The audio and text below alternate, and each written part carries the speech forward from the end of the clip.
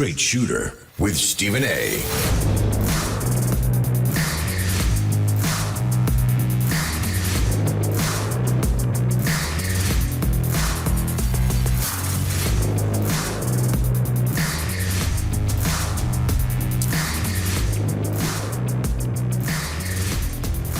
What's up, everybody? Welcome to this latest edition of Straight Shooter with yours truly, Stephen A., coming at you, as I love to do every single Wednesday evening from 6 to 8 p.m. Eastern Standard Time over the airways of Sirius XM, POTUS Radio, Channel 124. The number to call up, as always, is 866-967-6887. That's 866-967-6887. That's 866-96 POTUS. You know, I got a lot of stuff to get into because clearly this is day 22 of the government shutdown. It's now the second longest funding lapse in modern history, eclipsed only by the 35-day shutdown in late 2018 and early 2019 when Donald Trump was in his first term as president. But before I get into that, I want to play some interesting sound for you because in light of the whole brouhaha that I've been embroiled in involving Representative Jasmine Crockett out of Texas, I wanted to take the liberty, even with my swollen jaw, courtesy of emergency root canal surgery. By the way, I'm sitting up here looking like a chipmunk for crying out loud, but I'm here. I wanted to make sure that I played this sound because I wanted to get to a bigger point in talking to all of y'all tonight about everything that's been transpiring. We've got Governor Pritzker from Illinois coming on the show. We've got the representative out of Arizona coming on the show as well, who's waiting to be sworn in by Speaker Mike Johnson. We got all of that stuff coming up. But before I get into any of that, I want you to listen to Representative Jasmine Crockett out of the state of Texas. This is her on the Lori Daniel Favors show on Urban View Radio, Sirius XM, Channel 186 earlier. Listen to what Representative Crockett had to say. Every other day, there's a poll that comes out that makes it clear that I can win the primary for the U.S. Senate race in Texas. Oh. And I am looking, because if you want to take my seat of 766,000 away, I feel like there has to be some karma in that, to where I take your seat that is for 30 million away. So we are, the primary is the primary. That's cool, but you got to win the general. So we are doing some testing here shortly to see if I can expand the electorate. I don't really believe in traditional polling because traditional polling, basically you call somebody or you contact them, however you're going to contact them, and you ask them if they plan to vote. And if they say they're not planning to vote, then you end the questions. Right. But the reality is that when we ended up with the President Barack Obama, it was because of people that had never been inspired to vote, deciding that they wanted to vote for him. Same thing with Donald Trump. And I think that the key to winning Texas isn't about looking at the current electorate. It's about expanding the electorate. So the question will be whether or not we believe that we've got enough juice to expand the electorate, and looking at those crosstabs and looking at which demographics are more inclined to come out who normally do not vote. If we can expand the electorate, then I will strongly be considering hopping in the Senate race. Now we're getting somewhere.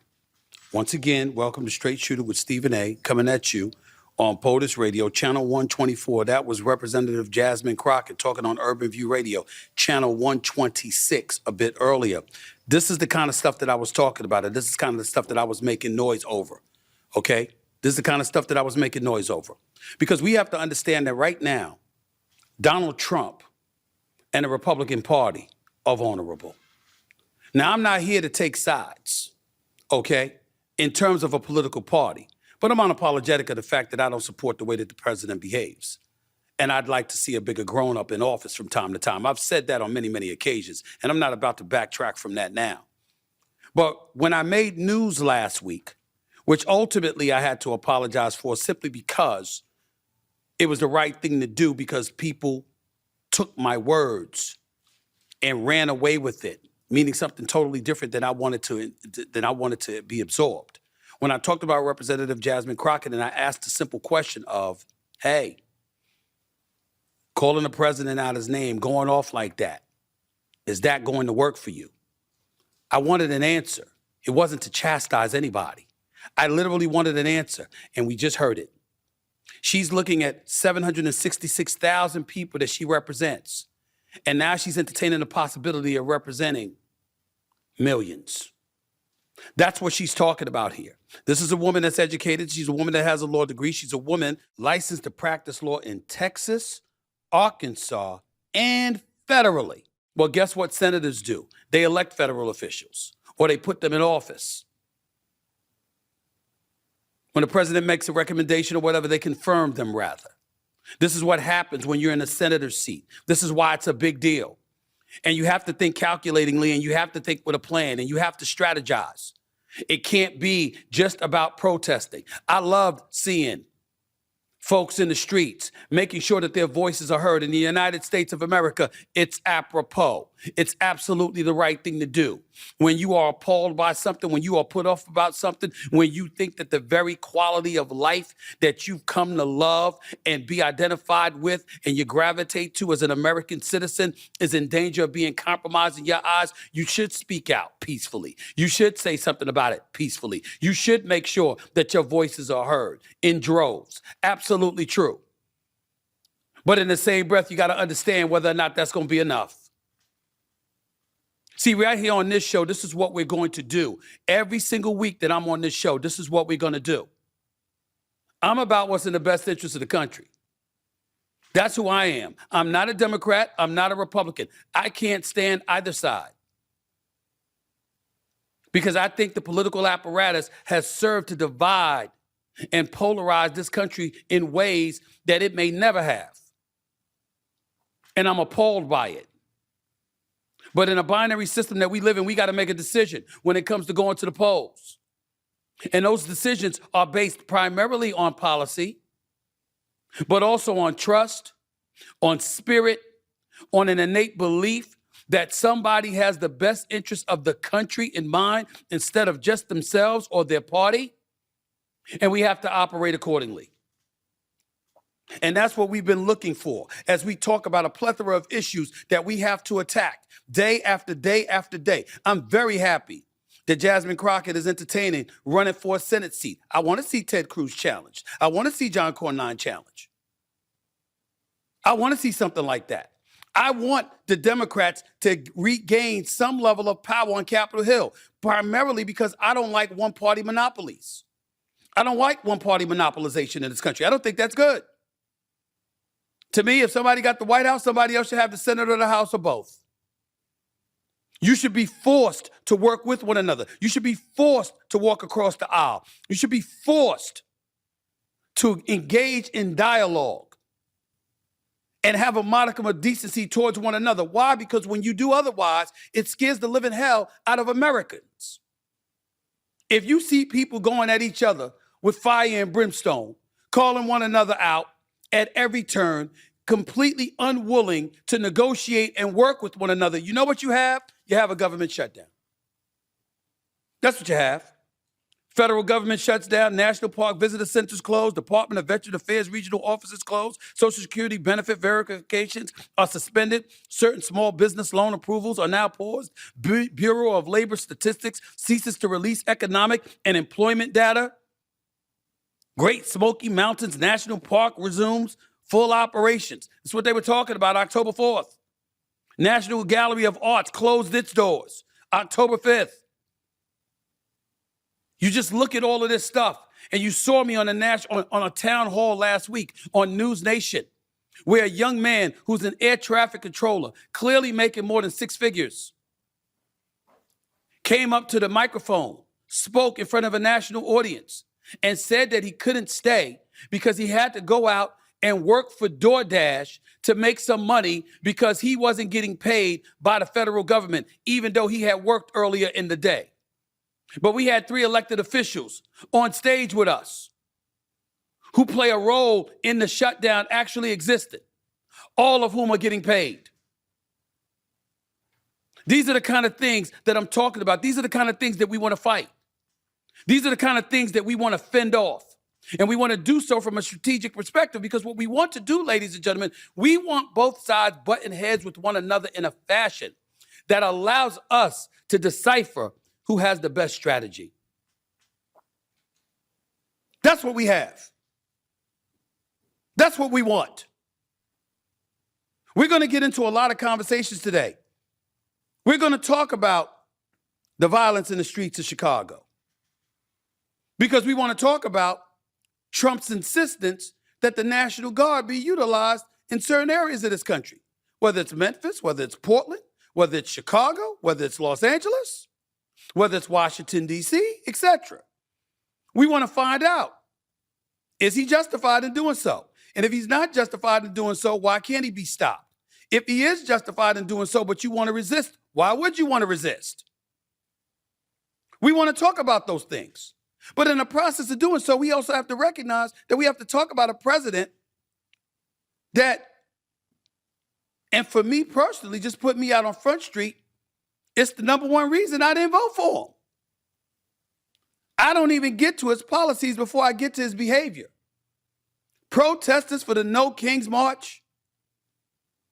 He makes an AI video of him as a king with a crown, piloting an airplane that spews feces on the protesters in a country that encourages you to exercise your freedom of speech. That's how you would treat them? Yes, to some people on the right, it's mocking, it's funny. He can be hilarious in his own way in their eyes and all of that other stuff. How about disrespectful? How about juvenile? How about beneath the office of the presidency of the United States of America? How about juvenile?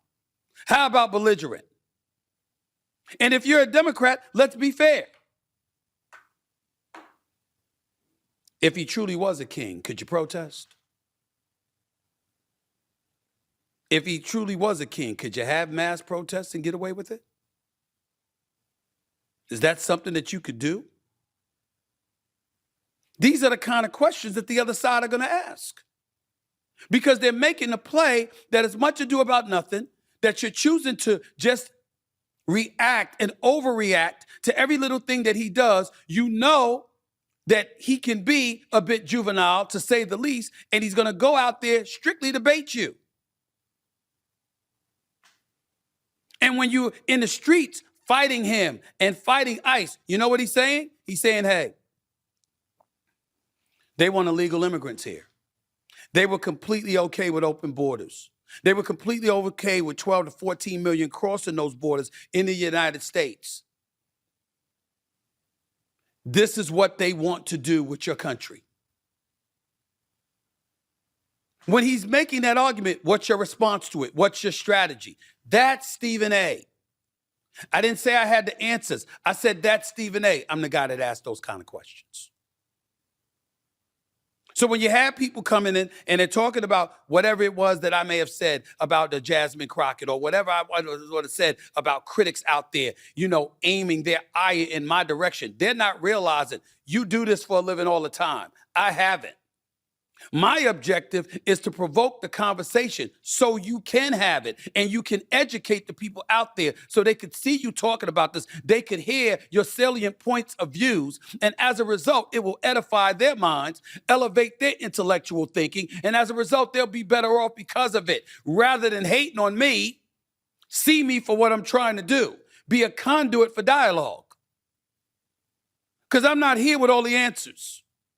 I'm not here to tell you that I have all the answers. I'm here to tell you that based on the preponderance of evidence that I've seen, that I've witnessed, this is how I feel at this particular moment. Open-minded enough to let you know I can change my mind as the facts draw in. That's it. That's it. But a lot of times people don't want to deal with that. We can't afford not to deal with that. We have to be better. All of us. The Republicans are very, very simple. Free market capitalism, control our borders, national security, thriving economy, safety in the streets. That's the attitude. Whatever it takes to get it, we don't give a damn. We got a shutdown. They're saying it's the Affordable Care Act subsidies. The Democrats are holding out for that. The Republicans are saying, CR, continuing resolution. What are you talking about? This is not a reason to shut down the government. Trump is on the record. We will not be extorted by the Democrats. His attitude is, we got all the leverage in the world. Chuck Schumer, according to Speaker Mike Johnson, is holding up the whole process. Why? Because he's at the mercy of the progressive left, because he knows that AOC is coming for his Senate seat in 2028 in all likelihood. And whereas he avoided or averted the shutdown before, he can't afford to go against them this time around because he will have no support. So the Democrats have their own problem in the eyes of the Republicans. The Republicans are saying it's not our fault, but meanwhile, the American citizen, hundreds of thousands of people, if not millions of people, are furloughed or fired, not getting any paychecks, and they playing politics up on Capitol Hill while they're still getting paid. So I ask you as an American citizen listening to this show today, why the hell don't we have laws in place to make sure they don't get paid? Why the hell don't we have laws in place to make sure they don't get their health insurance? Why can't we make sure that our elected officials are every bit as compromised as they make us when they're not doing the job we sent them to Capitol Hill to do? Why are we not doing that? These are questions. I'm starving for answers. And every single week that I come on here, I'm going to be starving for answers because that's who I am. And that's who you all should be too. 866-967-6887 is the number to call up. That's 866-96-POTUS. That is the number to call in to Straight Shooter with Stephen A. right here over the airwaves of POTUS Radio, channel 124. I got a lot of stuff to get into. Illinois Governor J.B. Pritzker, he's going to be on the show. He's got a lot to say about Trump. Trump's had a lot to say about him. I got to get into that. Okay?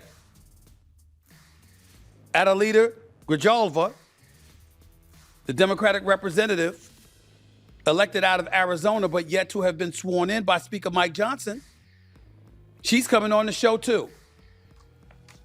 See, around here, we ain't just talking.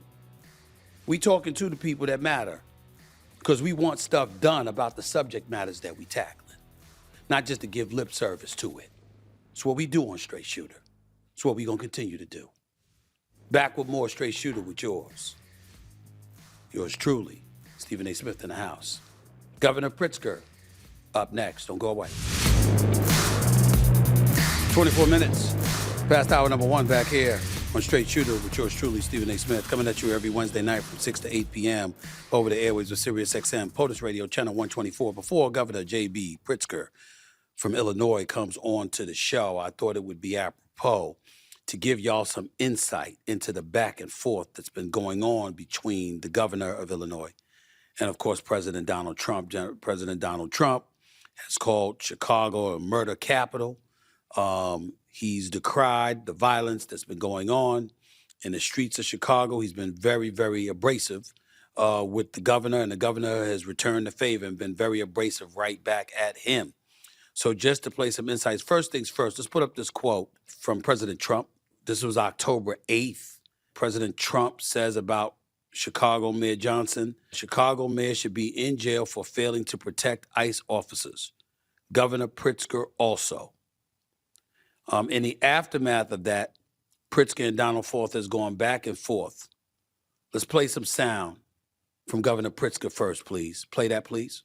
President of the United States in the last 24 hours called for you to be imprisoned. I want to give you an opportunity. We've seen your reaction on social media, but I want to hear what you have to say back to the President of the United States.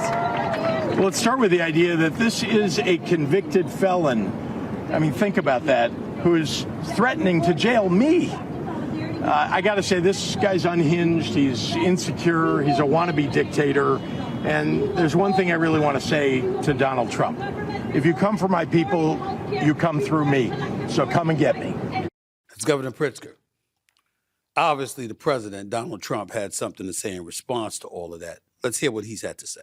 If you look at Chicago, Chicago's a great city where there's a lot of crime. And if the governor can't do the job, we'll do the job. Plain and simple. That's what Donald Trump says. Let me throw this by y'all. This is the numbers. A city in decline is what they're saying. This is Chicago. The thing is, they're saying a city in decline of crime. According to the latest data from the Chicago Police Department and city officials, violent crime in Chicago has dropped significantly in 2025. Homicides are down 32% year to date, with 240 recorded through July, putting the city on track for fewer than 500 homicides this year, the lowest in 6 years. Shooting incidents have decreased by 37%, with 865 reported through July. Robberies are down 31.9%, and vehicular hijackings have plummeted by 49%. Overall, violent crime has declined 21.6%, and total crime complaints are down 13% compared to 2024. Now, from Trump's perspective, it's a city in crisis. Why? Despite improvements, President Trump has doubled down on his portrayal of Chicago as a lawless zone. Over Labor Day weekend, 54 people were reportedly shot, including 8 fatalities, prompting Trump to declare on social media, Chicago is the worst and most dangerous city in the world by far. I will solve the current problem just like I did in D.C. On the line with us right now, he is the 43rd governor of the great state of Illinois. He's the one and only Governor J.B. Pritzker. He's on the line with us right now. Hello, sir. Good afternoon. How are you? How are you, Stephen A? I'm doing okay, by the way, because the Bears are doing okay. We finally have a quarterback. Well, first of all, congratulations on that. You're actually going to be all right, but I'm going to just give you caution because they were 4-2 at this time last year, and then they nosedive. So I would tell you wait another week before you get too excited about them. But we can talk about that another time. Governor, thank you so much for your time. Let's get right to it. Earlier this month, President Trump posted on Truth Social that you and Chicago Mayor Brandon Johnson should be in jail for failing to protect ICE officers. What's your response to the president's suggestion, sir? Well, first of all, the president of the United States threatening to jail elected officials improperly and with no cause is something that I haven't seen in my entire lifetime. It doesn't happen except under this president. He regularly breaches the Constitution. We've been on the ground here doing everything that we can to keep peace when ICE and CBP are literally marching down the streets with automatic weapons in downtown Chicago. They're zip tying children. They're taking elderly people in the middle of the night, sticking them in U-Hauls. These are U.S. citizens often, and they're just stopping black and brown people on the streets and asking them to prove their citizenship. No probable cause and no due process. So I don't have much to say except that, I've said it before. President thinks he can jail me. Come get me. So are you of the mindset, are you saying, because, I've spoken to Tom Bordazar, Tom Homan on several occasions and others, and he's saying that statistics prove that the vast majority of those detained have been, criminals and illegal migrants. That's what he's saying, that the vast majority of them have been criminals. It's not true that it's U.S. citizens that this has happened to by and large. Certainly there are mistakes that are made here and there, but his position, his contention is that that's just not true. Are you saying that that's false? He's conflating the people that you're stopping, and that are undocumented, right? He's conflating just folks who are undocumented with the worst of the worst that they said they were going to go after, right? We want them to come get the violent criminals. We love that. We'd love help doing that. That's not what they're doing. In fact, that building that got attacked in Chicago and South Shore that had 130 people in it, we're talking about 2 members of Tren de Aragua that they were going after. But instead, they detained everybody in that building. We have people who live in Chicago 10, 20, 30 years. They overstayed their visa at some point in their lives, or they're undocumented. That's true. There are people like that in Chicago. But they're often people who are holding down jobs and paying taxes. They're people who are following the law and have been their entire time in the United States. And I think that we ought to have laws that protect them. In fact, that invite people like them, hardworking people that are following the law. And instead, let's go after the people that are actually doing wrong that are undocumented. And again, the percentages of those, very, very small. Governor, you just stated for the record that you would love to receive assistance when it comes to certain issues like that, and you said you're happy for them to do it, get the violent criminals off the streets, etc. Have you ever officially asked the federal Yes. government for assistance with the National Guard? Indeed, not with the National Guard, because Okay. that is not what we need on the streets of the city of Okay. Chicago. What we do need are civilian law enforcement. What I've asked for is FBI, ATF, DEA, come get the drug dealers, come help us get guns off the streets, come help get the gang members off the streets. Indeed, we've been doing that for many years with those agencies at the local and state level, working with the feds. But that's not what he's offering now. He never did offer any of that. In fact, he's repositioned people from those agencies to ICE and CBP when we actually need help on the streets with some of these other issues. Why would he do that? Why would he do that? Explain to my audience, why would he make that transition? Why, rather than just, like you said, the FBI or anybody else, rather than just doing that, why would he transition these people to ICE? What's the reason for that in your estimation? Look, as you know, he said that he was going to come after immigration. He thinks that what he's doing now is actually helping. It's not. It is literally causing mayhem on the ground, which is something that he wants. So why does he want it? Why does he want to send troops in? I will tell you what my theory is about this, and I believe I'm right, which is because he's talked about this for some time. Let's go back to 2020 when he said that the election was stolen from him. It wasn't. And it was Michael Flynn that told the president, and he repeated it, that maybe they should just seize the ballot boxes with the military. Maybe they should go to where the ballot box, and then they should count the votes themselves. Here we are in 2025. He is becoming more unpopular. He is likely to lose the 2026 elections, and he's sending troops into American cities, and particularly in blue states, in blue cities, to put them on the ground, get us used to the idea of having military on the ground. I believe because he then will say, well, I'm going to go protect our polling places in Illinois. And then if he is losing the elections, meaning the Congress, he will frankly just seize the ballot boxes. So you think he's going to? So you're saying that the president of the United States is going to try to steal an election? Is that what you're saying? Oh, this is a guy who tried to steal the election back in 2020, and he would do it again. Yeah, I think he's proven that he's willing to do that. ICE agents have been active in Chicago, leading to clashes with residents and protesters, and in one case, serious injury to an ICE officer and the death of a suspect. A federal court in Chicago has ordered sweeping new limits on ICE operations in the Midwest. Explain what that ruling means, sir. Yeah, vitally important. And I want to also just step back and say how important it is our judiciary is stepping in here. We have to have checks and balances, because right now the Congress is not acting as a check and balance. We need the judiciary. And indeed, we've been winning in court here in Chicago and in Illinois.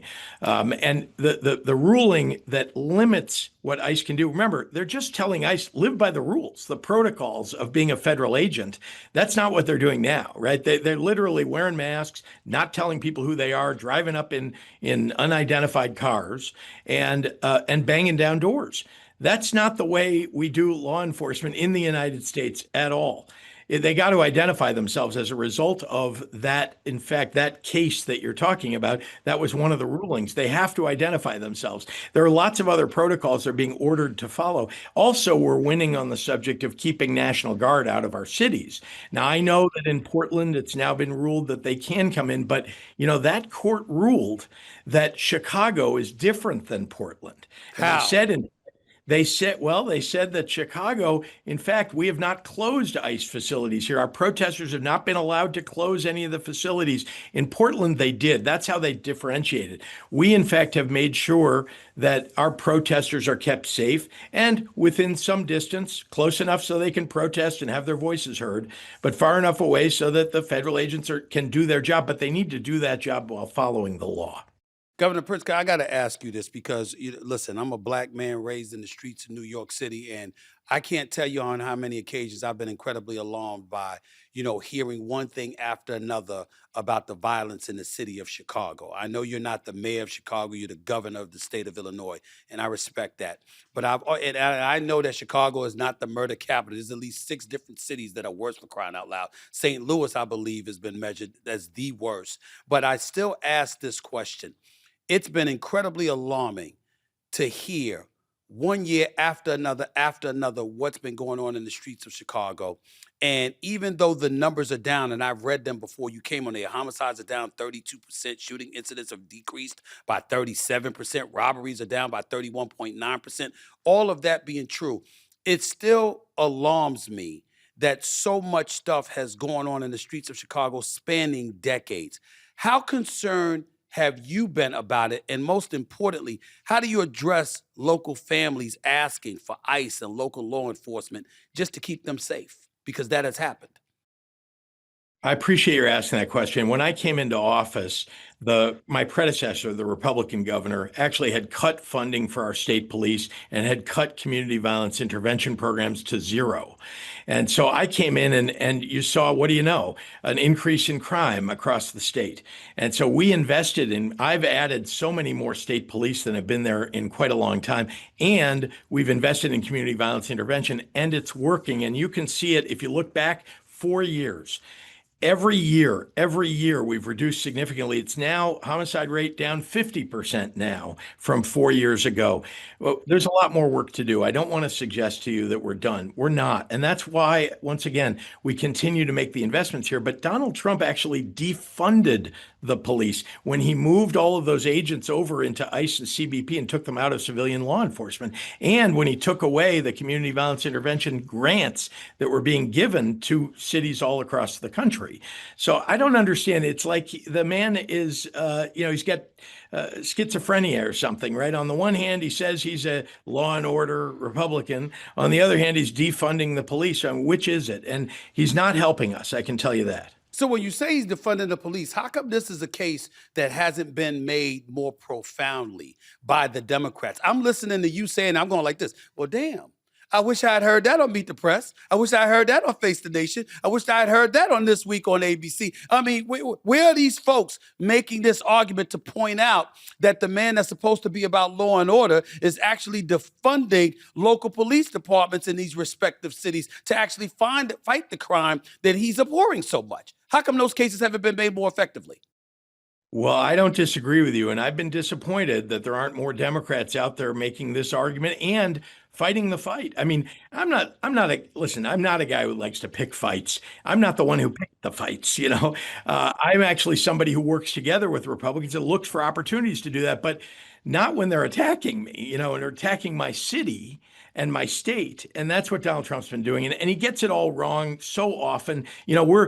Illinois is the 19th safest state. I'd like to say we're the top 5, but we're not. We're 19th, but we're not 50th. And we're not getting any help to make it better. I'd like to get better. I'm doing it here, and so are the folks who run the cities and counties of our state. We got a lot of work to do. I don't doubt that at all. And I know that, and you can see it in the funding that I put into the programs that are working. Give us the help to do the things that work. It doesn't help to send troops in. It doesn't help to badmouth our state and our city. And indeed, that's why the business community stood with me as I said very loudly and clearly, and I think it got covered nationally, that don't send troops here. Please send us other kinds of help. Do your residents, dare I say, particularly your Black ones, believe, feel the same way that you do in the city of Chicago, if not the state of Illinois right now? Yes, vast majority do. That what they believe, and I think they're right, is that we need more help. I've stood in front of crowds in the Black community regularly. I talk about the fact that, that because I've been asked, do you want to defund the police? I say, I don't want to defund the police. When I dial 911, I want to make sure a police officer comes if I need one. Absolutely. And so we got to invest, not defund. And by the way, big rounds of applause. I'm talking in the Black community, right? And these are the neighborhoods that are most put upon by crime. And but it's not just police, like I said, and by the way, it's not just crime, community violence intervention programs, which are working. It's also about just making sure that people have investment in their small businesses and that we're attracting businesses into the community so we can create jobs and that people can afford to pay for housing.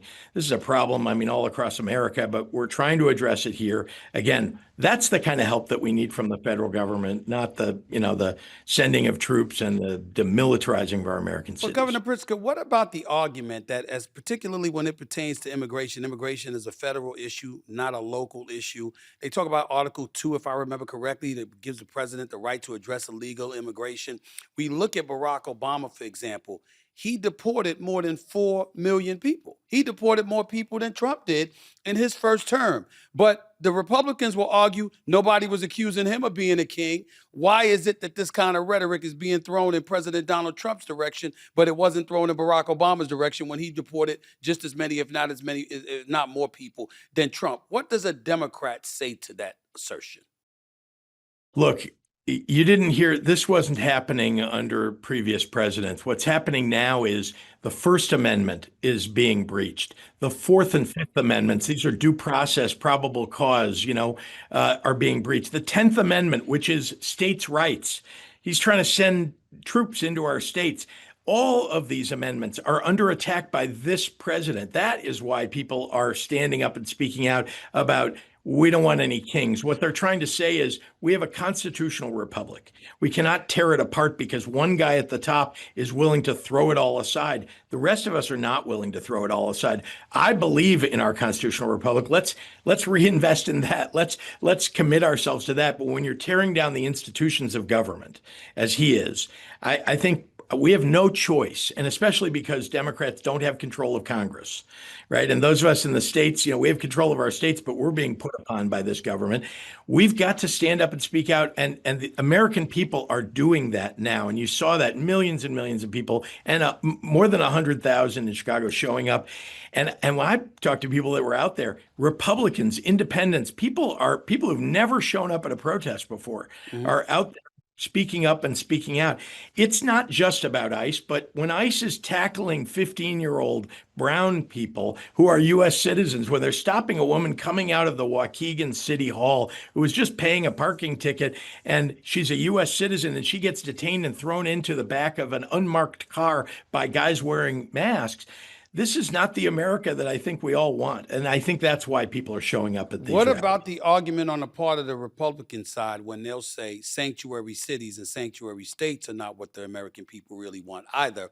And the Democrats are fighting an uphill battle because if they don't veer away from that, ultimately they're going to lose just like they lost in 2024, where they lost every swing state and obviously younger voters, black voters, women, et cetera, et cetera. There was a slippage compared to what happened in 2020, compared to what happened in 2020, compared to 2024. What do you say to that?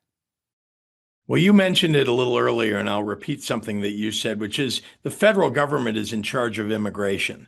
And it's why, by the way, I sent a letter to President Biden during his term telling him, we got to do something about the border and you've got to help our cities. If you're going to have all these people coming into our cities, we need help. We didn't get the help that we needed. And frankly, it is the federal government's job to deal with immigration. What we've said is the reason we have laws on the books like the Trust Act is because we want our local law enforcement fighting crime on the streets of our state and not pursuing what the federal government should be pursuing themselves, which is with ICE. And we had ICE in Chicago before President Trump and during President Obama's term. And we continue to have ICE. The difference is ICE is acting with no protocols anymore. In fact, they're doing things that are illegal and certainly against the training that is normally given to federal agents. And nobody's holding them accountable. There's no supervisor, there's no inspector general like there has been in previous administrations that's holding anybody accountable. And it's clear that the president is willing to pardon people for breaching the law, from breaking the law. So, this is why I think there's a lot of frustration about it. What if the numbers, Governor, and thank you again so much for your time, but what if the numbers dwindle from a crime statistical perspective and it proves that it's better that he's had the National Guard in these cities. I'm just speaking in a hypothetical, only from this perspective. We just sort of know King's protest. We see what the Democrats are doing in order to combat what they believe he's throwing in their direction. Do you believe y'all are in a winning situation? I'm not talking about you as the governor of the state of Illinois. I'm talking about the Democratic Party. How do you feel about the positioning that y'all presently have at your disposal right now, knowing that the 2026 elections, the midterms, are coming up? Do you believe you're in a better position than you were a couple of years ago to win back some seats as a party, considering how things are going? Or do you believe that some of this is falling on deaf ears on the part of the American people when it really, really counts? Well, so many of the promises that President Trump made, he has not lived up to. Indeed, what he said was he was going to bring down grocery prices.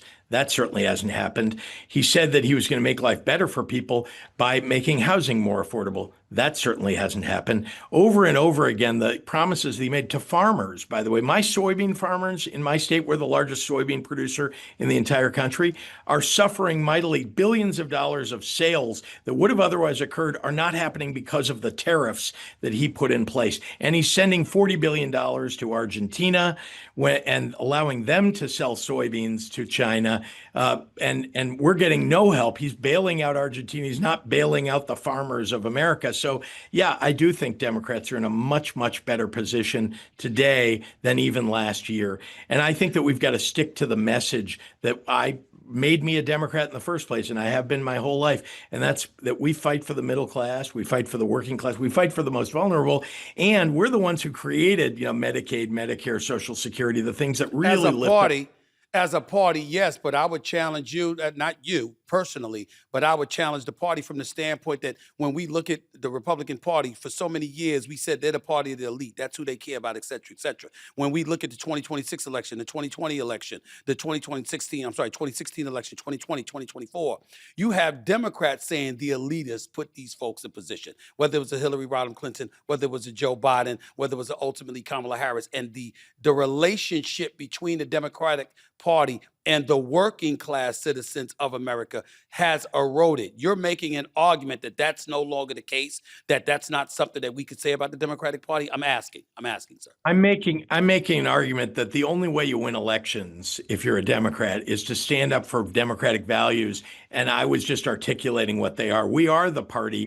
of voting rights and civil rights, right? We got to stand up for those. We got to make sure that people actually can earn a good living. $7.25 is a minimum wage you cannot survive on. $14,000 a year. We ought to be standing up and saying we got to raise the minimum wage in the United States. That's just an example. But the point is that we haven't been saying those things. And that's why we lose elections, right? When we're not talking about the things that actually at the kitchen table people talk about every day. So do you believe that the Democratic Party is going to listen to you?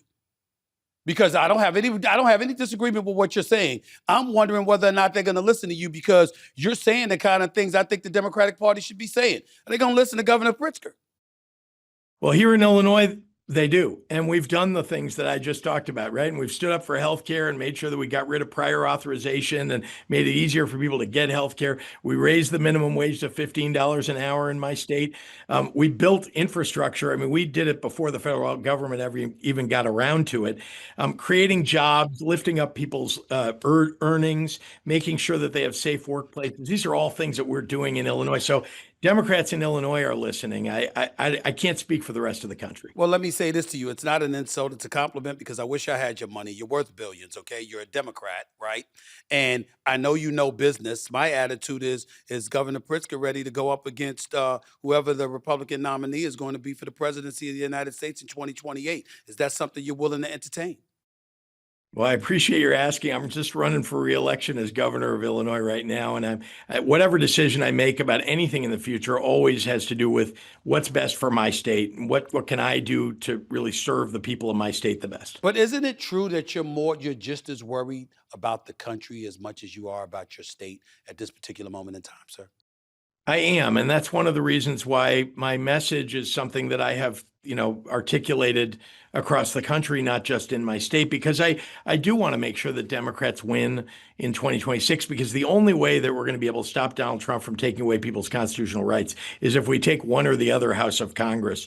And I think these elections mostly are local. I do think we need a national message as a party, and I just talked to you about some of what I think that is involved in that. But I am trying to do that and help people across the country. I've done that, long before I was governor of the state of Illinois. But I'm happy to be able to do it now, and people have invited me to help. My last question to you would be, has Donald Trump made you want to be president even more so, or actually entertain the notion of being president even more so, just because of who he is? And I mean that knowing that I don't expect him to circumvent the 22nd Amendment of the Constitution and try to run for a third term, but it's clear he has no intentions of going away, that he wants his impact felt far beyond the year 2028. And if the Democratic Party is going to be able to do anything to offset that, they're going to have a strong voice in office that can pull that off. Does that make you more enticed by the national possibilities, or do you just ignore all of that and fixate yourself on the state of Illinois? Look, I ran for office because I believe what I articulated to you, and I support candidates who believe in those things too. And I think we've got a hell of a bench on the Democratic side. We'll see what happens in 2028, but I want to make sure that we get a president of the United States who's actually standing up for working class people. Again, that's what our party's about. And so I'm going to help whoever that is. And I think there are a whole bunch of people that are qualified to do that, and maybe more so than quite some time now. It's been a while. But I'm very pleased about, the fact that we have a number of people that you probably would point to and say, they're possibly going to run for president.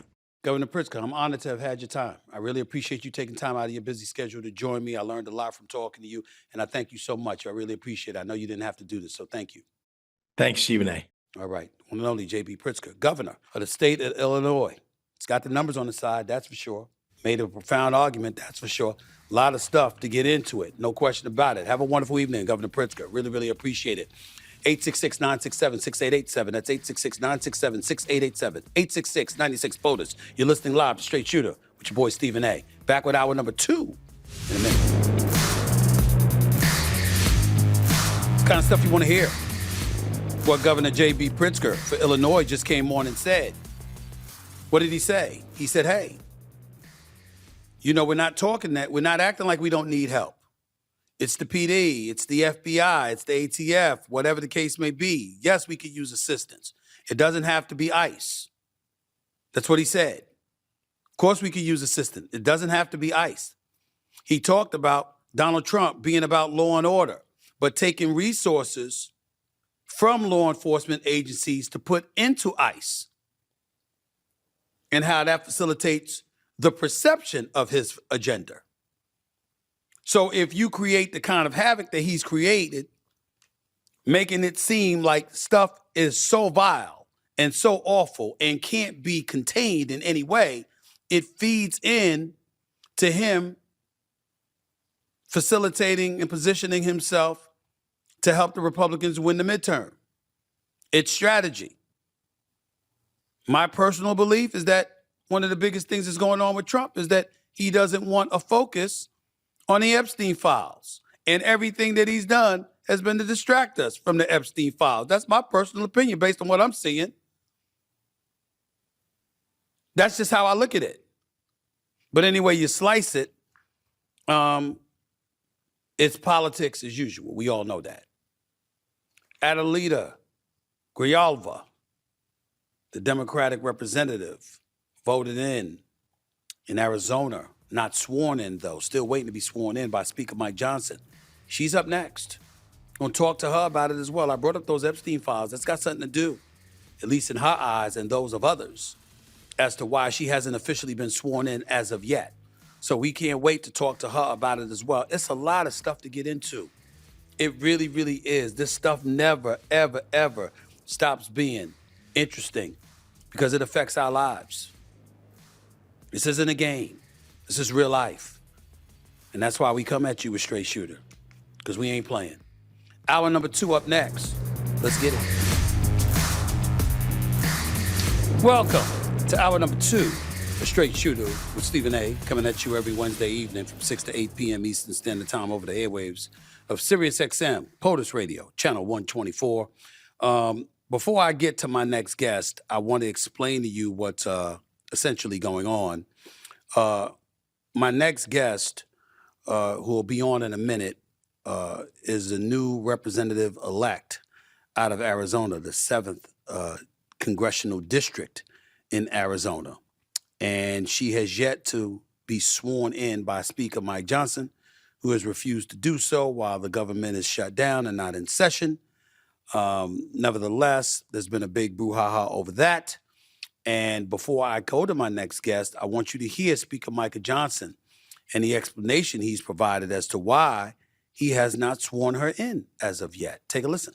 First of all, I'm following the Pelosi precedent. I was on some of the Sunday shows and was asked about this because this is all they have to talk about right now. When Julia Letlow was elected under very similar circumstances to fill the seat of her deceased husband, who passed away tragically by COVID, Nancy Pelosi, Speaker Pelosi at the time, took 25 days to administer the oath of office to her. It wasn't just Julia. The Pelosi precedent extends even further because when Pat Ryan and Joe Sempolinski were elected, during an August recess, they waited 21 days to administer the oath to those two rep-elects because they were not in session. We are not in legislative session. There you have it. That's his position, Speaker of the House, Mike Johnson. My next guest won a special election, as I told you, to represent Arizona's Democratic 7th Congressional District last month, but is yet to be sworn in. Please welcome to the show, U.S. Representative-elect Adelita Grijalva. Good evening. How are you? How's everything? It's okay. Thanks for having me on your show. It's an honor to have you. Thank you so much for taking time out of your schedule. Now, the Arizona Attorney General has sued the U.S. House of Representatives over Speaker Mike Johnson's refusal to seat you. Why do you think he won't swear you in? I believe that it's because I'm going to be the 218th signer to the discharge petitions to release the Epstein files, because there doesn't seem to be any other correlation to delaying me other than the previous 3 members that he swore in under 24 hours from the date of their special election were Caucasian males. That's the only other issue. This Chicana from Arizona, they keep changing the rules. They keep changing the criteria. First it was I wasn't certified. My race wasn't certified. The previous 3 were not certified either. Then it was we're in a shutdown. Well, there was a whole freshman class sworn in and not in a shutdown. And it's this excuse, I think, that is being told about, it's just excuse after excuse. It's like, well, we don't swear in on a pro forma session, but yet you swore in 2 Republicans on April 2nd in a pro forma session. So every excuse that he gives is just that, an excuse. And I think that, he also ended votes early in order to avoid a vote on the Epstein files and sent everyone home a week early. So there is definitely a pattern of doing everything possible to avoid these getting out. And and Arizona is collateral damage in this, obstruction. How would you respond to Speaker Johnson's assertion that he's just following the Pelosi president, where she took over 20 days or so to swear in reps Julia Letlow and Pat Ryan? I think he's just coming up with excuses to try to justify why it's okay to keep someone out of office for now 29 days. It isn't. And this speaker swore in 3 people in under 24 hours from the date of their election. So let's just focus on that. And the others, he's throwing in Pat Ryan. Pat Ryan's like, hey, don't include me in, as justification for you protecting pedophiles. You won the seat formerly held by your late father, Raul Grijalva, who passed away in March, right? God bless you and your family. Sorry for your loss. Let me ask you, what will be your top priority from day one once you're sworn in? I need to sign that discharge petition and then need to get to work in co-sponsoring legislation that it is affecting all of the nation, but really Arizonans. One of them would be several discharge petitions that are out there, including rolling back these emergency executive powers that Trump has, and unilaterally just destroying every right we have in this nation. The other is there's several pieces of legislation, including protecting our environment, environmental justice for all, rebuilding our Department of Education, the Department of Labor. I mean, there's so many protections that our communities don't have anymore because this administration doesn't think they're important, even though they affect the 99% of us. Representative-elect, what would your dad say? What would he want from you right now the minute you were sworn in? It's one thing to ask you what you're going to do. What would he want you to do? Our values are very similar. I mean, obviously, I am very proud to be Raul Grijalva's daughter. And so, I grew up in a household that was all about service and sticking up for those who cannot stand up for themselves. And so that's what I have done, tried to do my whole life. And I have heard nothing but rave reviews about the kind of member of Congress that my dad was while he was here. So he set the bar incredibly high. And, he just want me to do my best. When I think of going back to the whole Epstein file thing, the only issue I have with that is that, the Epstein files existed when Biden was in office, and the Democrats didn't make much noise about it then. So I'm hard pressed to believe. I find myself saying to myself, if they had something on Trump, don't you think they would have let it out then before the election? I mean, how do you answer that to a person just previewing the landscape, looking at things right now and saying, is it really about the Epstein files when they had this available to them, when they were in power and they knew Trump was trying to regain power? Well, but this was not an issue for Democrats. We're not the ones that made it a cornerstone of our campaign. Trump did. Trump said on day one, I'm going to release those files. Then he got into office and I think got a good look at what was in those files and thought better of it. If he's not implicated, then somebody, big supporters, are implicated. I mean, Epstein ran in circles of the pretty elite. So there must be some direction coming from somewhere to do everything that they can to keep these files a secret. And for me, what's more important is to give justice to the survivors that were victimized by the people that are implicated. And that's really giving voice to them and getting justice for anyone who is implicated in those files. I don't care who it is. Let me transition to another issue. Right now, 812,000 Arizonans do not have representation in Congress because you haven't been sworn in.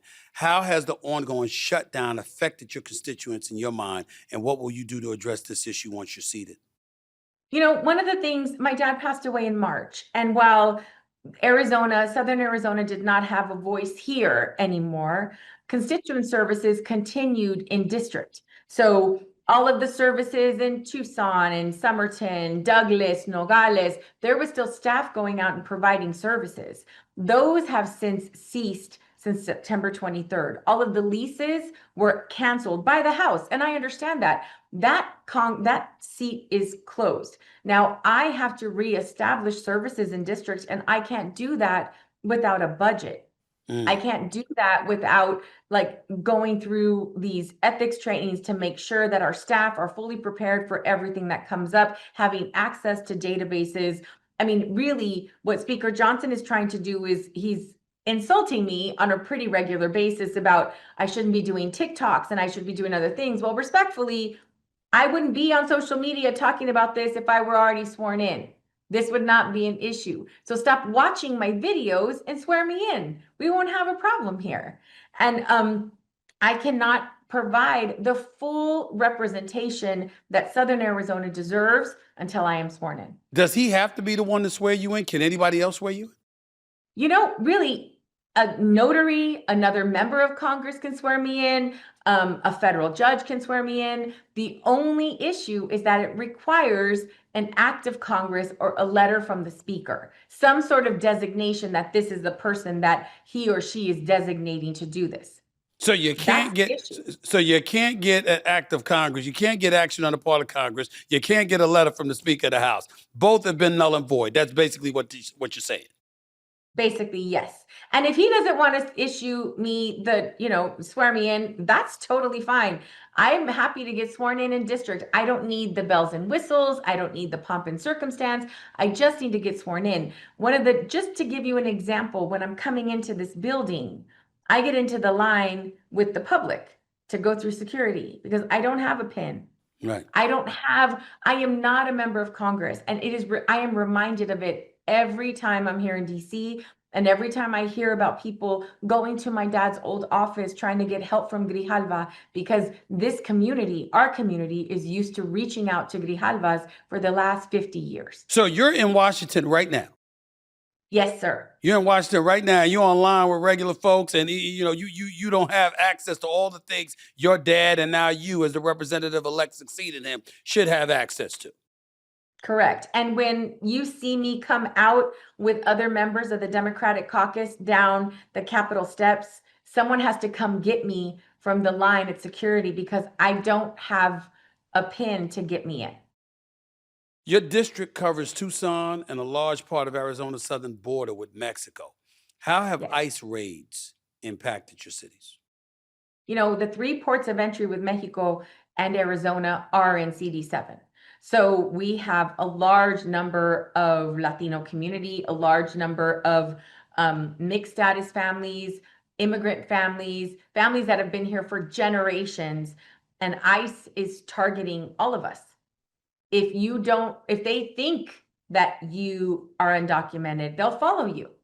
We've heard of that from the Tohono O'odham Nation on Pasquayaqui tribal land, all throughout our communities. I mean, I was pumping gas with my son, and 2 people jumped out of a nondescript vehicle wearing civilian clothing, a bulletproof vest, and a mask, and were dragging a woman out of a car. This is happening in real time every day. They're parked outside of our Home Depots. They're parked outside of our schools. What possible crime could an elementary school student have committed to warrant that kind of harassment? That's what's happening every day. And the fear, you feel it when you're in our community. Republicans will ask, how do you expect them to address illegal immigration in the United States of America, particularly with the existence of sanctuary cities, and particularly with the existence of many legal immigrants who do everything they can to assist illegal immigrants? This is what they would ask. What would your response to that be? Well, one, that's completely misleading and ridiculous. We have so many hardworking immigrant families that are the backbone of our entire nation. Our nation was built on immigrant labor and people of color and a sacrifice to create this system that we have right now. And we have people that have been following every single rule.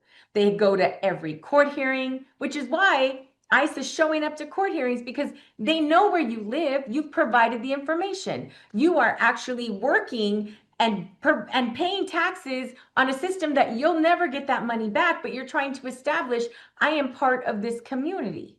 And the problem that we have here is that this idea that immigrant labor is, we're the scapegoats for everything that's going wrong in this nation. If that were the case, then why is our economy going down since we've had so many people deported and not up? Why is the impact you hear it from farmers, you hear it from the healthcare community. There's so many communities that have been dependent on labor. And this idea that, we don't have a pathway to citizenship. We don't have a pathway to legalization. There is a woman that is in detention that owns 3 restaurants in Arizona, employs 70 people, and was detained. How does that make sense when she clearly is not only paying taxes, but is here with permission? But you are the daughter of a former politician, God rest his soul. You're familiar with how politics are played. So, Representative-elect, I'd ask you this question. You know what they're going to say. You know everything gets politicized. Everybody's looking for a political advantage, right? And if the Republicans are saying, okay, focusing on illegal immigration is what got us back into office in 2024, courtesy of Donald Trump. How do you, as a member of the Democratic Party, fend that off? Because the very, very battles that you're fighting right now, the Republicans will make their argument that's the one thing that's working for them, because it looks like American citizens are more supportive, or the Democratic Party rather is more supportive for illegal migrants as opposed to anything else. How do you fend that off to make sure you win an election in the midterms and beyond? Well, I think that what you're seeing is a lot of people with buyer's remorse. You're seeing a lot of people that have been a part of this country, have been here for 20 years and are being deported. We see veterans being deported. Citizens are being deported and detained. And so this overreach, if you think that this is too much now, wait until ICE has 20 times the budget that they were allocated this year. Trump is setting up his own army that is going to be fighting against us. He's already laid out his plan with sending the National Guard in to attack communities that never asked him for the help. So what this is just scapegoating anybody. And you have to remember that now they're coming for Latinos. Whoever's coming next, better watch out, because really all Trump is doing is targeting anyone that does not support his ideology and does not look like him. Polarization that exists in Washington is very palpable. My last question to you, because you seem fit for the job, I can tell you that much. You seem ready to fight with the best of them. How do you plan on fending that off? How do you plan on helping in that fight, in that regard? I'm talking about the polarization in Washington, to be exact. How you gonna pull that off? You know, part of the problem is that if the nation doesn't want us to be this polarized, they have to look at the people that they're electing. And if you have people that are willing to work across the aisle, because that's what you want done, because that ultimately is what is going to be best for the American people, then you need to elect people that are not going to be divisive and split us up between the have and the have-nots, that continue to vote in favor of policies that hurt you in your communities. Who do you think utilizes more Medicaid and Social Security and benefits that are federal government benefits? Those are bright red states, not bright blue. So when these policies go into effect and people start getting their notices, like in Arizona, they're getting them on November 1, when these ACA benefits are gone, the subsidies are gone, and then you start to look at whether you're still going to be able to have any kind of health care. All of a sudden, people are going to be turning and saying, what are you doing as an elected official?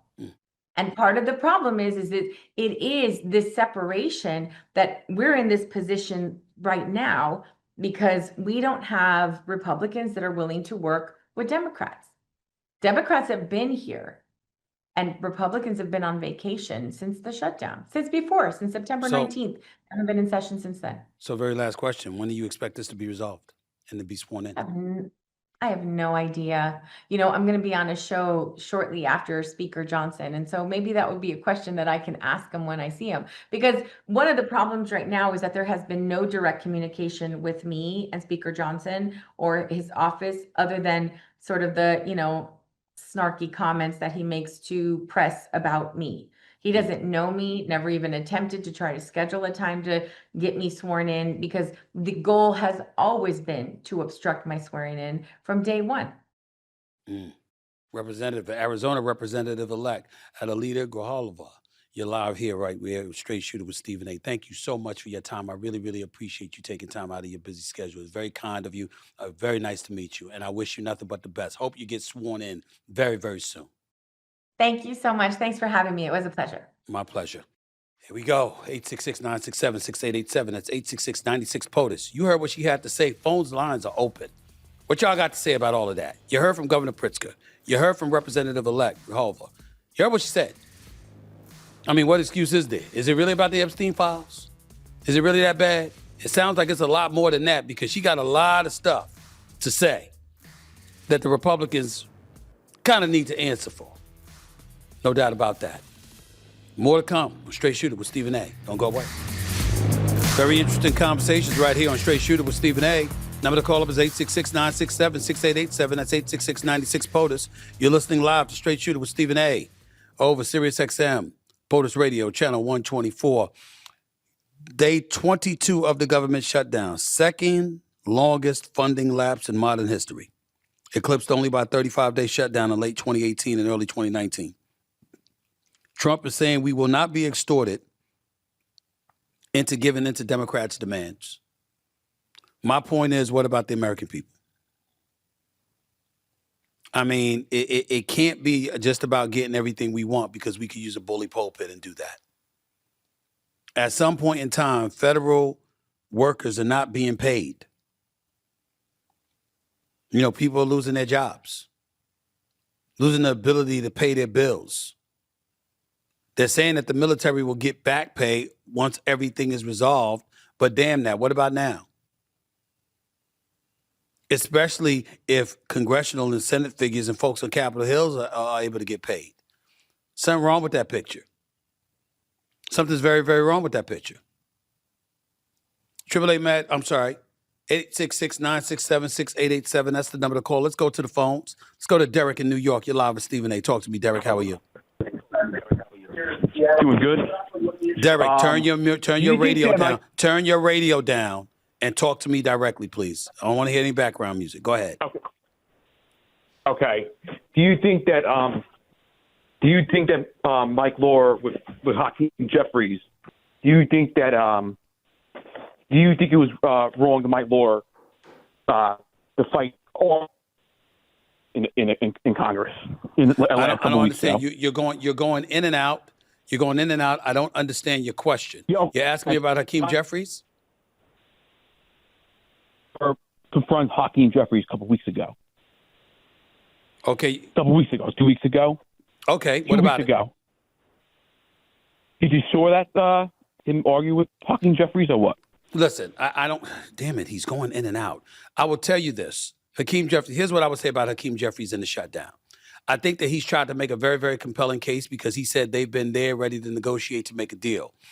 I don't think it's much of a negotiation if you're saying this is something that we absolutely positively are not budging on. Because obviously Trump and the GOP are going to hold the line. He had him at the White House and on a Rose Garden, and he was talking about how they're not budging. And this is the problem. This is the problem that I hate with one-party rule because it doesn't have to be a negotiation. If the GOP has control of the White House, the Senate, and the House, they don't have to do a negotiation. They're the ones in power. And so what happens is that you have both sides thinking that the American people are going to blame the other side for this shutdown. And they're holding on to that to justify their rigidity. And that ain't going to work for anybody. That's how I'm looking at it. Something's got to be done. Figure it out.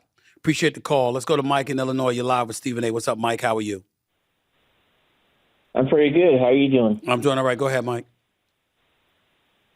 Yeah, I was just listening to your discussion with our governor, and he talks a good game, but he's put a lot of taxes on the backs of Illinois citizens since he's been in office. And as far as his popularity and love, you might want to take a look at our congressional maps and how they're gerrymandered, because it's not due to his popularity that he gets elected.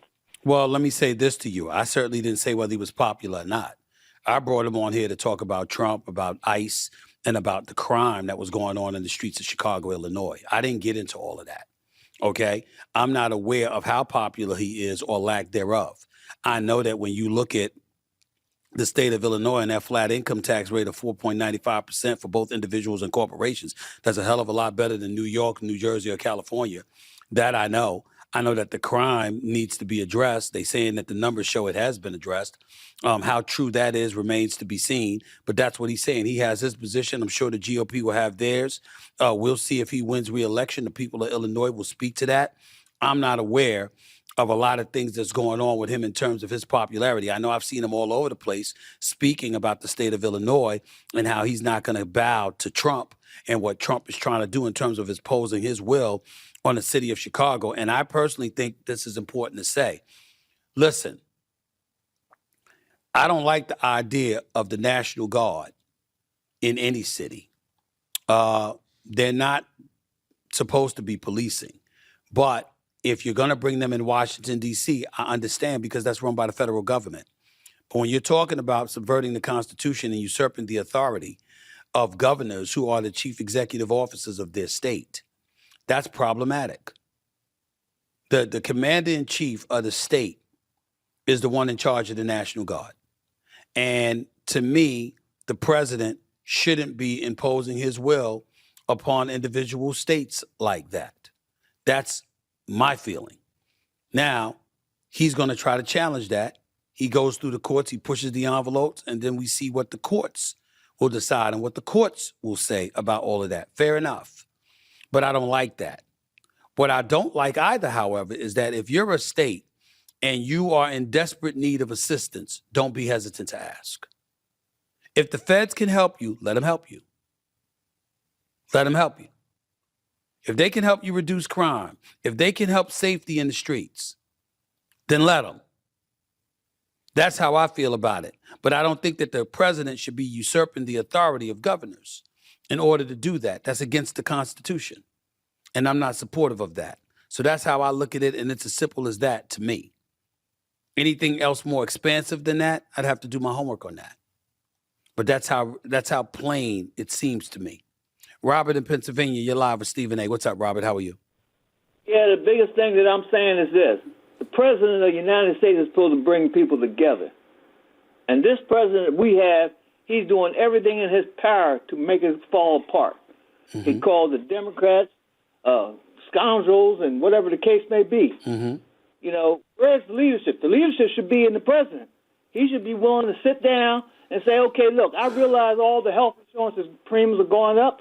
This is what we're going to do to fix it. Mm-hmm. And not be sitting there holding back, telling his Republican counterparts, don't talk to them. Don't do this. Don't do that. Okay. Where's the leadership at? Hold on, Robert. That's fair. I think that's fair on your part. What if his retort is, they hate me so much on the other side, they have zero interest in trying to work out a deal, so why even bother? That's not even true, man. You know, whoa, stop right there. It's not true that the other side hates Donald Trump?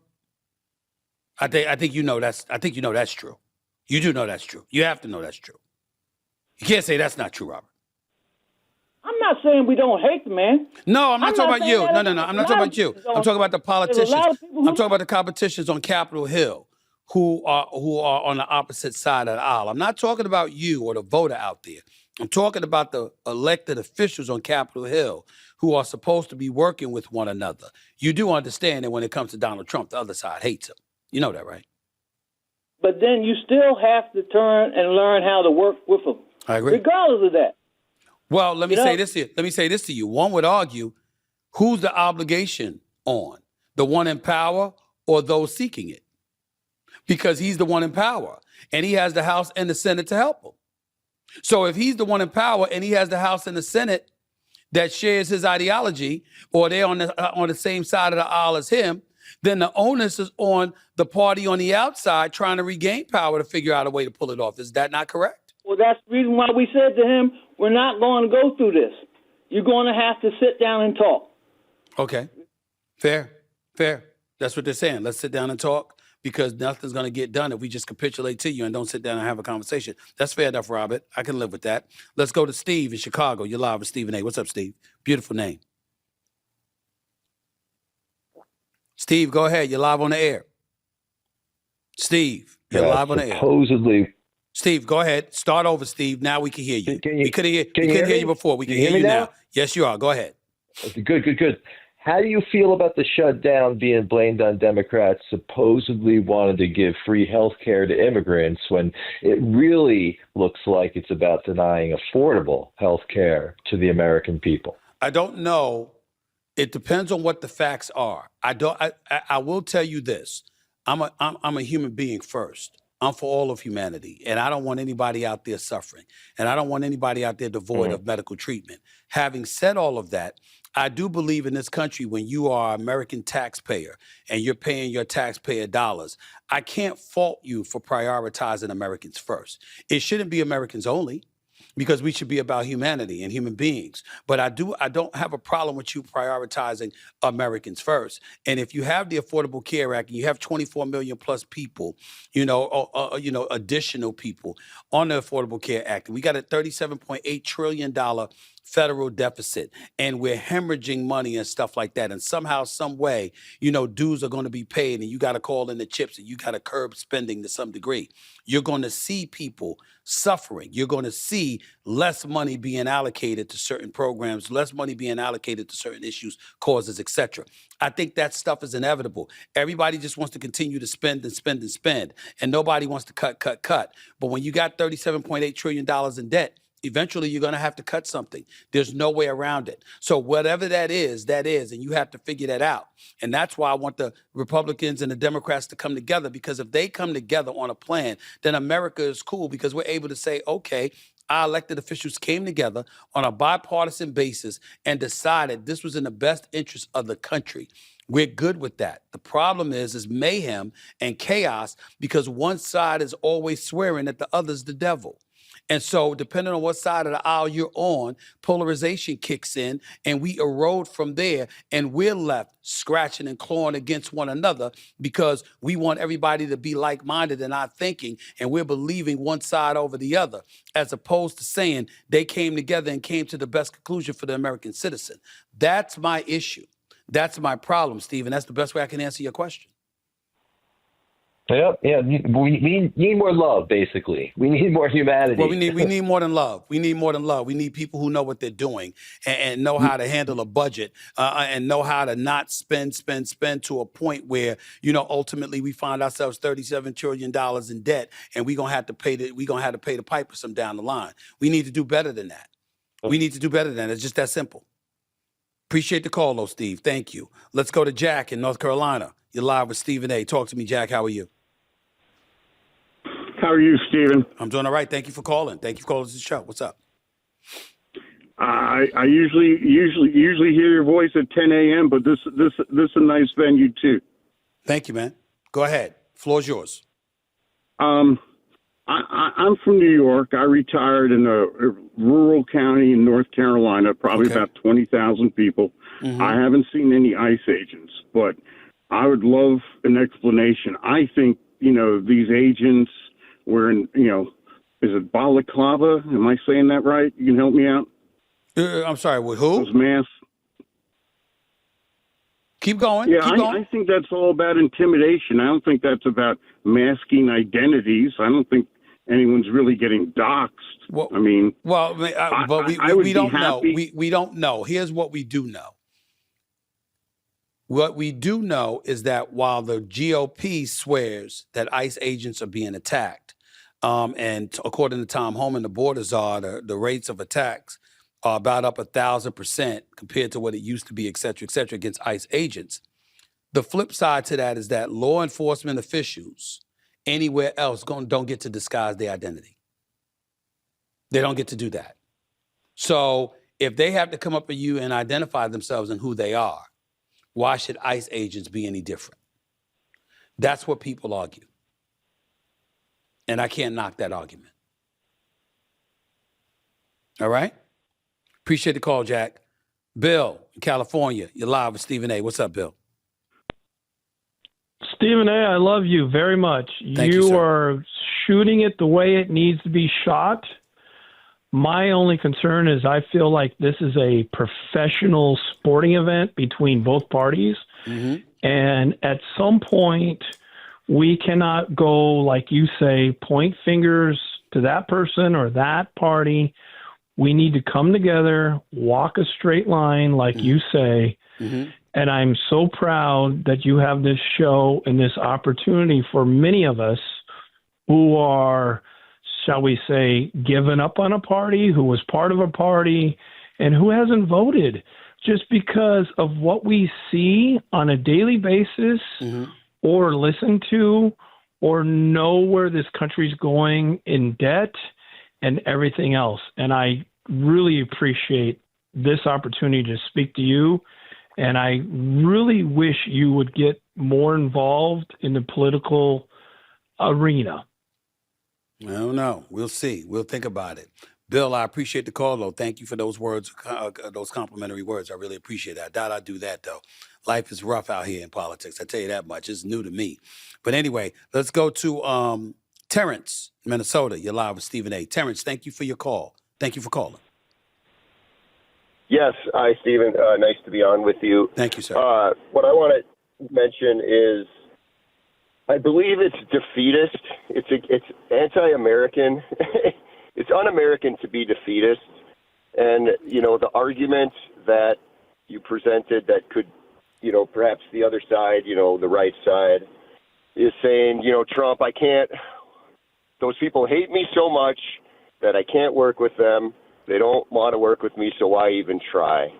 And that just sir. I didn't say that's how he should think. I said, what about the argument that they would try to make? What do you say to that? Me asking the question doesn't mean I vibe with it. It means I'm taking into consideration and I'm contemplating what their argument is going to be. It's like if you're competing, Terrence, right? And you're competing against somebody. Terrence, do you like basketball? I love the Minnesota Timberwolves. Okay, fine. You like basketball, right? So you don't just go out there and practice to do what you do. You take into account what the game plan is going to be against you. And you adapt accordingly to make sure you could exploit whatever you can to gain an advantage. That's what I'm talking about. I in no way implied that that's what the attitude of the president should be. What I said was, because that might be the case, what do you say to that if you're a member of the Democratic Party? That he could say, you hate me, you don't want to negotiate, all you want to do is get your way or nothing at all. So why even bother? How do you respond to that? That's all I was asking. I wasn't saying that that's right. Yes. And that is, yes, I understood you correctly, and I may have misstated how I had heard you. But yes, that is how I heard you, just as you stated. So I agree with that. And what I would say is that you demonstrate and then you show the mass, the people, the childish, petulant nature of that way of being. You know what I mean? It's like... Okay. But let me ask you this question, Terrence. Let me put you on a spot here before I let you go, okay? What if the petulance, the juvenile tendencies, just the abhorrent behavior is usurped in people's eyes or compared anyway, according to policy? I know a lot of Republicans that don't give a damn about Trump and how he acts. And they're like, it's appalling, it's embarrassing, it's beneath the office of the presidency. But policy-wise, because they don't have issues with him on a policy basis, they say that's what really, really matters to the lives of the American citizen. And they don't care, they'll tolerate it because at least that's what they're getting. Where do you fall in that? I believe that the American people deserve better than that, because as a whole, we are better than that. We do deserve better. People who have the... But what if you don't get better? What if you don't get better? What then? That's what I'm asking. Of course we deserve better. I think we deserve better than a lot of people. I think we deserve better than what Biden gave us. I think we deserve better than what Trump gave us. I think we deserve better than what a lot of officials have given us over the years. What I'm saying is that doesn't mean we always get it. What do you do then? Most people will lean on policy rather than behavior. That's all I'm saying. That's fair. I'm taking it all in. Yeah. All right. I just feel 100% that... I got you. I understand. Because we got to go to break. I appreciate the call. 866-967-6887. That's 866-96-POTUS. Back to close out the show with more of your calls in a minute. You're listening live to Straight Shooter with Stephen A. Don't go away.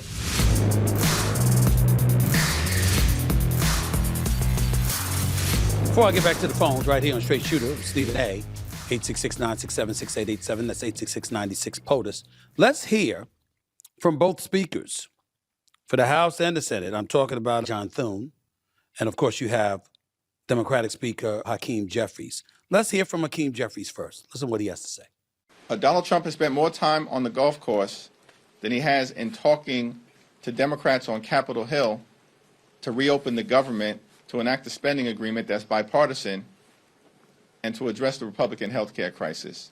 His behavior, unpresidential, unhinged, unpatriotic, un-American, throughout this process, speaks for itself and makes clear that Republicans shut the government down and have had zero interest in opening it up. Why? Because they'd rather inflict this kind of pain on hardworking federal civil servants and the American people than provide health care that's affordable to everyday Americans, working class Americans, and middle class Americans. That was Democratic House Leader Hakeem Jeffries. Senator Thune out of South Dakota, Republican senator, he had a retort to that. Let's hear what he had to say. Had a great opportunity to meet with the president and talk about something that unifies all Republicans. Senate Republicans, House Republicans, and the President of the United States are all in favor of reopening the federal government. In fact, so much so that we've now all voted 11 times to reopen the federal government. But the longer the federal government stays closed, the more the impacts are being felt. Travel delays, benefit delays, farmers are being impacted, millions of people going without paychecks.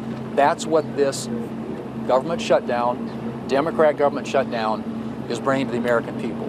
So we're hopeful that this will be the week when we break out of this and the Democrats come to their senses and decide to open up the government. We're going to give them several opportunities, as you know, to do that.